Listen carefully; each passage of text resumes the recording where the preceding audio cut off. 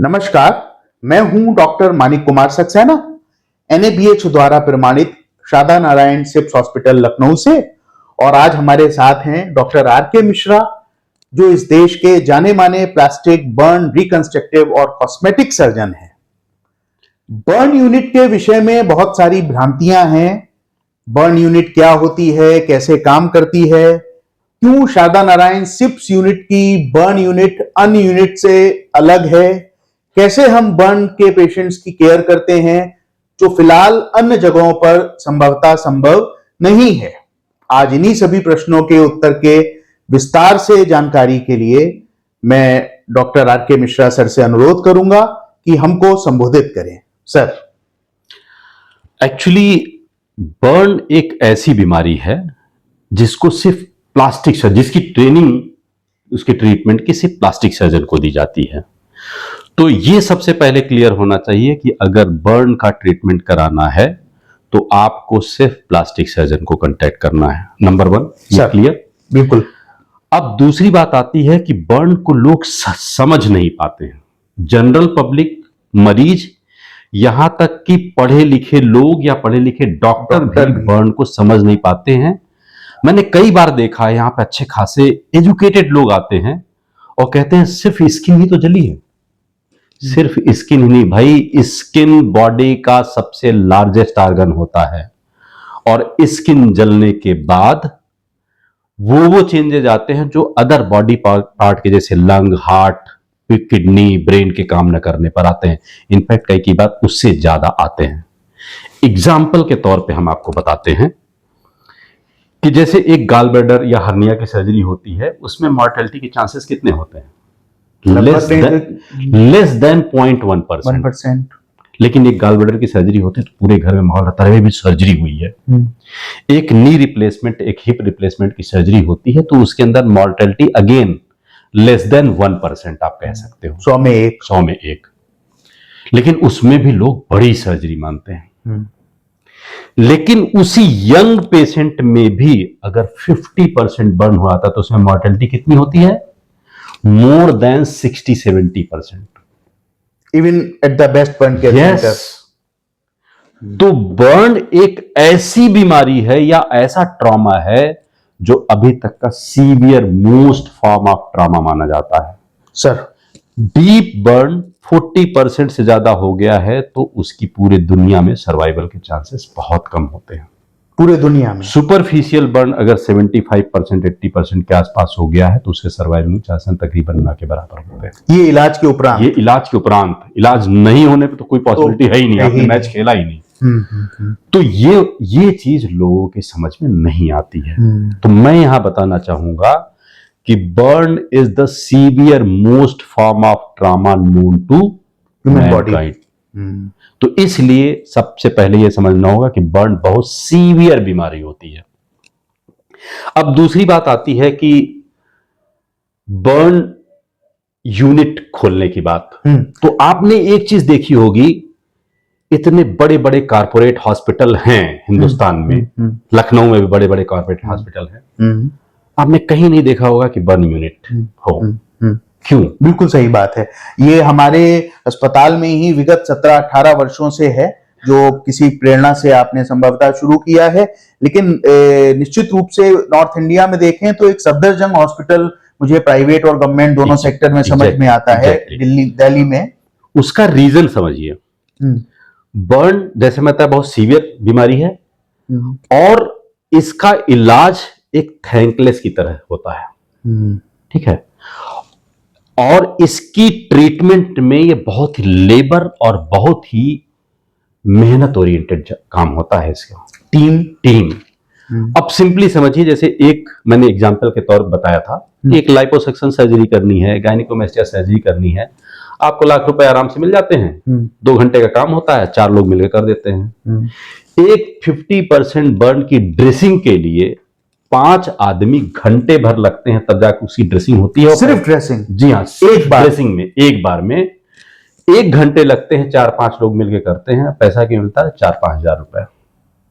तो इसका मतलब यह था, ये प्रॉफिटेबल बिजनेस नहीं है। इसीलिए आप देखेंगे पूरे हिंदुस्तान के अंदर कोई भी कॉर्पोरेट हॉस्पिटल बर्न यूनिट नहीं शुरू करता है। दूसरी चीज है भाई, मलाई खाना सबको पसंद है सर, गुठली और छिलका कोई नहीं चाहता।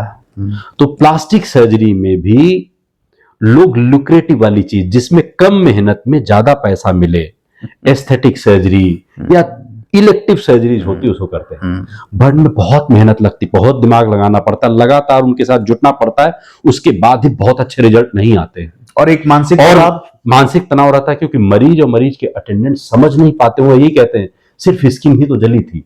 जब ये फैक्टर आता है तो डॉक्टर भी इससे थोड़ा सा दूर रहते हैं, टेंशन नहीं लेना चाहते। मेडिको लीगल एस्पेक्ट, पैसा कम है, मेडिको लीगल एस्पेक्ट है, मेहनत बहुत ज्यादा है, इसलिए डॉक्टर भी लोग नहीं करना चाहते हैं। अब आप इसीलिए आप देखेंगे कि कोई भी कॉर्पोरेट हॉस्पिटल, कोई भी प्राइवेट सेक्टर इसको नहीं खोलना चाहता है। भैया प्रॉफिट है नहीं, मेहनत ज्यादा करना पड़ेगा, मेडिको लीगल लोग समझने को तैयार नहीं होते हैं। मेडिको लीगल केसेस होते हैं, कोर्ट में एक्सपर्ट विटनेस के लिए जाना पड़ता है, आपका पूरा दिन भर बेकार होता है। तो इन सब सारी चीजों चलते प्राइवेट सेक्टर में नहीं आता है। अब आती है गवर्नमेंट सेक्टर में क्यों बर्न यूनिट नहीं खुल पाती है। आप देखेंगे कि बहुत से गवर्नमेंट हॉस्पिटल बड़े बड़े हैं, उनमें अनाउंसमेंट होता है कि इतने बेडेड बर्न यूनिट खुलेगी, इतने बेडेड बर्न यूनिट खुलेगी, लेकिन मरीज का ट्रीटमेंट उस पर नहीं हो पाता है। क्योंकि सरकार के लिए, ब्यूरोक्रेट्स के लिए क्या होता है, बर्न यूनिट का मतलब इतनी बिल्डिंग, इतने बिस्तर और इतनी अस्पताल का सामान नहीं। बर्न यूनिट का मतलब होता है केयर करने वाला डेडिकेटेड डॉक्टर, केयर करने वाली डेडिकेटेड डाइटिशियन, केयर करने वाला डेडिकेटेड फिजियोथेरेपिस्ट, केयर करने वाला बर्न यूनिट की पैरामेडिकल टीम जैसे आपने कहा, बहुत ही डेडिकेटेड होना चाहिए, मेहनत वाला होना चाहिए और काम करने की उसके अंदर इच्छा होनी चाहिए, जो नहीं मिलती है। आप देखेंगे बर्न यूनिट लोग खोल लेते हैं, बिस्तर लगा देंगे, बिल्डिंग बना देंगे, प्लास्टिक सर्जन नहीं ज्वाइन करेगा, पैरामेडिकल भाग जाता है, नर्सिंग स्टाफ नहीं मिलता है, डाइटिशियन वहां पे काम नहीं करती है। फेल्योर, अल्टीमेटली पेशेंट को केयर नहीं मिल पाती है। इसीलिए गवर्नमेंट सेक्टर में भी बर्न यूनिट नहीं खुल पा रही है। और मैं आपको सच बताऊं कि पूरे एंटायर नॉर्थ इंडिया में सिर्फ सिप्स हॉस्पिटल ही ऐसा है जो 17 साल से बर्न यूनिट को चला रहा है। उसके पीछे रीजन है कि यहां पर dedicated plastic surgeon round the clock available रहते हैं। और ये हमारे अंदर डेडिकेशन क्यों है? सर, यही प्रश्न मेरे जहन में आ रहा था, जो मैं पूछना चाह रहा था, आपको बीच में टोकना नहीं चाहता था। जब इतने सारे इसके नकारात्मक पक्ष हैं एक डॉक्टर और एक अस्पताल के रूप में, तो ऐसा क्या है कि हम लोग 17-18 साल से बर्न यूनिट का संचालन कर रहे हैं? आपने अस्पताल के शुरुआत से ही बर्न यूनिट को यहाँ पर शुरू किया, और क्यों हम इतना सर्वश्रेष्ठ अपना दे पा रहे हैं कि उत्तर भारत में एक हम जिसको कहना चाहिए क्वालिटी का सिनोनिम, पर्यायवाची बन चुके हैं बर्न केयर में? क्या चीज आपको मोटिवेट करती है? इसका नाम ही जब हम लोगों ने रखा था ना, तो महर्षि सुश्रुत के नाम से रखा था जी। तो कहीं न कहीं इस नाम का भी एक इफेक्ट है कि हम लोग अभी उस प्राइवेट हॉस्पिटल्स और कॉर्पोरेट हॉस्पिटल की तरफ से प्योरली बिजनेस हॉस्पिटल नहीं बन पाए हैं। Doctor driven, doctor run hospital, ये डॉक्टर ड्रिवन और डॉक्टर रन हॉस्पिटल है, और अभी भी इसके अंदर बिजनेस के अलावा सर्विसेज और डेडिकेशन है। तो बीइंग ए प्लास्टिक सर्जन और being a plastic surgery team, अभी भी हमारे अंदर बिजनेस से हट करके, बिजनेस तो देखिए चाहिए होता है क्योंकि उसको भी अगर नो प्रॉफिट नो लॉस पे, तो उसको रन करने के लिए कुछ ना कुछ तो चाहिए होगा, तो खर्च तो लेगा, लेकिन अभी भी वो डेडिकेशन है कि यार बर्न फिर जाएंगे कहां। आपको मैं बताता हूं एक चीज, कोविड के समय जब फर्स्ट वेव ऑफ कोविड आई थी, तो सारे हॉस्पिटल कोविड हॉस्पिटल में कन्वर्ट हो गए क्योंकि नॉर्मल मरीज जाना बंद हो गए। और कोविड से ही एक पैसा मिलने की संभावना थी। उस समय भी, फर्स्ट वेव के समय भी, इस हॉस्पिटल को मैंने बर्न और ट्रामा हॉस्पिटल ही रखने दिया था। इवन गवर्नमेंट के पास से मेरे पास भी एक रिक्वेस्ट लेटर आई कि आप अभी इस हॉस्पिटल को कोविड हॉस्पिटल में कन्वर्ट क्यों नहीं कर रहे हैं। तो मैंने कहा कि वो बर्न के मरीज और ट्रामा के मरीज कहां जाएं, क्योंकि घर में रहते हुए भी लोगों को ट्रामा होता था, घर में रहते हुए भी जो नए नए लोगों ने खाना बनाना किया था, जलते तो थे ना, तब उनको भी समझ में कि हाँ बात तो सही है। और आप इमेजिन नहीं करेंगे कि उस समय तक ये हॉस्पिटल बर्न और ट्रामा के पेशेंट से फुल रहता था, क्योंकि वो मरीज जाएंगे कहाँ पर। तो वो डेडिकेशन ही था कि उस समय बाकी चीजें छोड़ करके जो अर्निंग वाली चीजें थी, हम लोगों ने बर्न को रखा, थ्रू आउट केयर लगातार दिया। और दूसरी चीज, ऊपर वाले का भी सहयोग रहा कि हमारी बर्न, इस समय हमारे पास 7 प्लास्टिक सर्जन हैं, और इस जगह पर बर्न के केयर के लिए या जो भी हमारे यहाँ पर प्लास्टिक सर्जरी से रिलेटेड, रिकंस्ट्रक्टिव सर्जरी से रिलेटेड केसेस होते हैं, round the clock availability of plastic surgeon. ये बहुत बड़ी बात है। बीइंग अ डॉक्टर मैं इसको समझता हूं, इतने साल हॉस्पिटल एडमिनिस्ट्रेशन में हो गए कि एक अस्पताल में 7 प्लास्टिक सर्जन की उपस्थिति, जिससे 24 घंटे 7 दिन बर्न का केस रात के 2 बजे, 3 बजे, 1 बजे, दिन में कभी भी आ रहा है, प्लास्टिक सर्जन ही अटेंड करे, ये अपने आप में एक बड़ा अचीवमेंट है। आप लखनऊ ही नहीं, यूपी की किसी भी डिस्ट्रिक्ट में, आप बाकी अभी प्राइवेट हॉस्पिटल्स की बात कर रहे थे, आप किसी हॉस्पिटल में अगर बर्न का पेशेंट पहुंच जाता है तो क्या होता है, कोई उसको ईएमओ देख करके उसको भर्ती कर लेता है, और ऑन कॉल जो प्लास्टिक सर्जन रहता है, अगर मिल गए तो हाँ, वो आकर के उसको एक बार देख लेगा, एडवाइस देगा, उसी तरीके से चलता रहता है जब तक वो नेक्स्ट नहीं देखेगा। इस हॉस्पिटल में रात में 2 बजे भी आएंगे तो आपको प्लास्टिक सर्जन ही देखेगा, दिन में 12 बजे आएंगे तब भी प्लास्टिक सर्जन देखेगा, सुबह 6 बजे आएंगे तब भी प्लास्टिक सर्जन। और ड्रेसिंग जैसी कॉम्प्लिकेटेड चीज में आपके द्वारा ट्रेन टीम है, सारी टीम हमारी सुपरविजन में देखते समय सब सारी चीज करती है।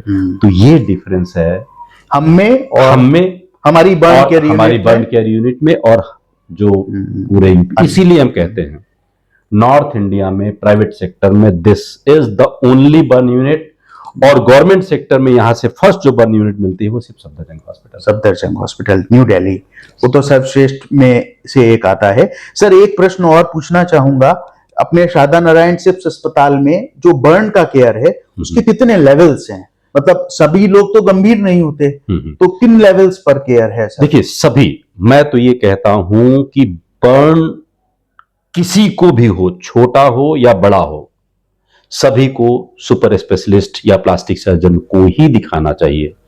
जैसे अगर आपको छोटा ही बर्न हुआ तो बाद में आपको लगेगा कि यार इसमें हमने मिसमैनेज हो गया तो गंदा निशान पड़ जाएगा, उसकी जिंदगी भर उसको रोना पड़ता है। सिर्फ बचना और नहीं होता है, उसका निशान कैसे बन रहा है, उससे डिफॉर्मिटीज कैसे बन रही है, उससे विकृतियां कैसे हो रही, कंट्रैक्चर तो नहीं हो रहा है, कंट्रैक्चर हो रहा है तो टाइमली उसको मैनेज हो जा रहा है। उस कंट्रैक्चर का मतलब आप लोगों ने देखा होगा जले में जैसे खिंचाव हो जाता है और बड़ा विद्रूप सा एक चेहरे से लेकर के हाथ, उंगलियां, सब सारी चीज कंट्रैक्ट। कई बार ऐसा होता है, लोग कहीं पर इलाज करा लिया, सर घाव भर गए, घाव भरा नहीं, वो सिकुड़ करके सब सारी चीजें। हाँ मैंने देखे हैं, यहाँ पर फ्रैक्चर बना, वो हाथ ऐसे ही हो गया, सीधा नहीं हो रहा। बेसिकली विकृत हो जाते हैं, कुरूप हो जाते हैं, और आपके अंग काम नहीं करते हैं, आप ठीक से खाना नहीं खा पाते हैं, और रोज की अपनी दिनचर्या नहीं पूरी करते, सिर्फ एक लापरवाही से, क्योंकि आप प्लास्टिक सर्जन सही जगह पर पहुंचे नहीं, आपका सही समय पर सही इलाज नहीं, उपचार नहीं हुआ। तो चाहे छोटा बर्न हो, चाहे बड़ा बर्न हो, चाहे थर्मल बर्न हो, चाहे इलेक्ट्रिक बर्न हो, चाहे एसिड बर्न हो, चाहे एल्कली बर्न हो, बर्न का इलाज सिर्फ एक ही सुपर स्पेशलिस्ट करता है, वो होता है प्लास्टिक सर्जन, और उसी के पास आप जाएंगे तभी आपको सही इलाज मिलेगा। और ऐसे प्लास्टिक सर्जन जिनके पास पूरी टीम और पूरी सुविधाएं उपलब्ध हैं, जो प्लास्टिक सर्जन के द्वारा ट्रेंड हैं, क्योंकि ड्रेसिंग जैसे आपने कहा 4-5 लोग लगते हैं, तो हर व्यक्ति को अपना रोल पता होना चाहिए कि हमारा रोल उसमें क्या है, तो सतत प्रशिक्षण की भी आवश्यकता होती है। बिल्कुल जी, तो ये पूरा टीम वर्क होता है, उसके बिना काम नहीं चल पाता है। शारदा नारायण सिप्स अस्पताल में बर्न वार्ड है, बर्न आईसीयू है। यहाँ पर हमारे पास जब भी कोई पेशेंट आता तो सबसे पहले हम उसको इमरजेंसी में लेते हैं, उसका first aid, primary management, dressing से लेकर के उसको क्या फ्लूइड, एंटीबायोटिक क्या दे दिए हैं, उसके बाद डिपेंडिंग अपॉन उसकी सीवियरिटी कितनी है, अगर बहुत हल्का फुल्का है उसको भर्ती करने की जरूरत नहीं है, तो वहां से ओपीडी बेसिस पे उसको भेज दिया जाता है। अगर वो उससे थोड़ा ज्यादा सीवियर है लेकिन जानलेवा नहीं है तो उसको हम वार्ड में रख करके मैनेज करते हैं। इवन कई बार जानलेवा होता है या इनहेलेशनल इंजरी होती है, कभी कभी वो धुआं और आग, फ्यूम फेफड़े में चली जाती है तो आदमी की सांस नहीं चल पाती है, वो सांस लेने से मर सकता है तुरंत, तो उसको हम लोग बर्न आईसीयू में रखते हैं, वहां पे क्रिटिकल केयर की तरीके से 1-1 मिनट उसका वॉच रखते हुए उसकी केयर करते हैं। तो बहुत बहुत धन्यवाद डॉक्टर आर.के. मिश्रा। आज मेरा और जो हमारे साथी लोग देख रहे हैं उनका बर्न के विषय में, बर्न यूनिट के विषय में और burn ICU, burn ward, burn के मैनेजमेंट और कैसे प्लास्टिक सर्जन ही उसकी धुरी हैं और क्यों शारदा नारायण सिप्स हॉस्पिटल इसका एक केंद्र इतने सालों से बना हुआ है, इन सब प्रश्नों के उत्तर मिले होंगे। बहुत बहुत धन्यवाद सर। धन्यवाद।